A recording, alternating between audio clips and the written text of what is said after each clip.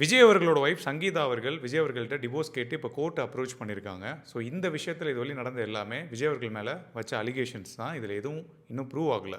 But social மீடியாவில் இந்த விஷயம்லாம் போயிட்டு இருக்கும்போது சில விஷயத்த நான் அப்சர்வ் பண்ணேன்.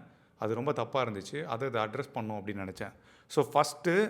ஸோ இந்த மாதிரி பண்ணுறது, இந்த மேரேஜுக்கு அப்புறம் அஃபேர்ஸ் வச்சுக்கிறது, இந்த விஷயம்லாம் காமன் தானே, இது விஜய் அவர்கள் பண்ணால் தப்பு என்ன அப்படின்னு சொல்லி நிறைய டிவிகே சப்போர்ட்டர்ஸ் இதை சப்போர்ட் பண்ணி பேசிகிட்டு இருக்காங்க. பட் நம்ம புரிஞ்சிக்க வேண்டிய விஷயம் என்னென்னா, யார் பண்ணாலும் தப்பு தான். சப்போஸ் விஜய் இதை பண்ணியிருந்தாலும் அது தப்பு தான். அது மட்டும் இல்லாமல் இது விஜய் அவர்களோட பர்சனல் லைஃப். இதை நம்ம பாலிடிக்ஸோட கனெக்ட் பண்ணக்கூடாது, இதனால அவர் மேலே தப்பு வராது அப்படிங்கிற மாதிரி பேசுகிறாங்க. இது பர்சனல் லைஃப் கிடையாது. ஸோ ஒரு ஒய்ஃப் இருக்காங்க, அவங்களுக்கு துரோகம் பண்ணுறாங்க அப்படின்னா அது யார் பண்ணாலும் தப்பு தான். அந்த தப்பு கண்டிப்பாக சொசைட்டியை அஃபெக்ட் பண்ணும். ஒரு லீடராக வரும்போது கண்டிப்பாக அந்த குவாலிட்டியெல்லாம் மக்கள் எதிர்பார்ப்பாங்க. ஸோ கண்டிப்பாக இது விஜய் அவர்கள் தப்பு பண்ணியிருந்தாங்க அப்படின்னு ப்ரூவ் ஆச்சுன்னா யார் பண்ணியிருந்தாலும் தப்பு தான். அதே மாதிரி இதுக்கு காரணமும் டிஎம்கே தான்.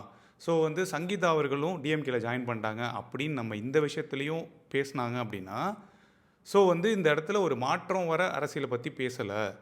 ஒரு குரூப்பை பிளைண்டாக சப்போர்ட் பண்ணுற இன்னொரு பர்சனாக தான் அந்த இடத்துல அடையாளம் காணப்படும். ஸோ அந்த மாதிரி ஒரு இடத்துக்கு போவேணாம் அப்படின்னு நான் நினைக்கிறேன். அது மட்டும் இல்லாமல் யார் பண்ணியிருந்தாலும் தப்பு தான்.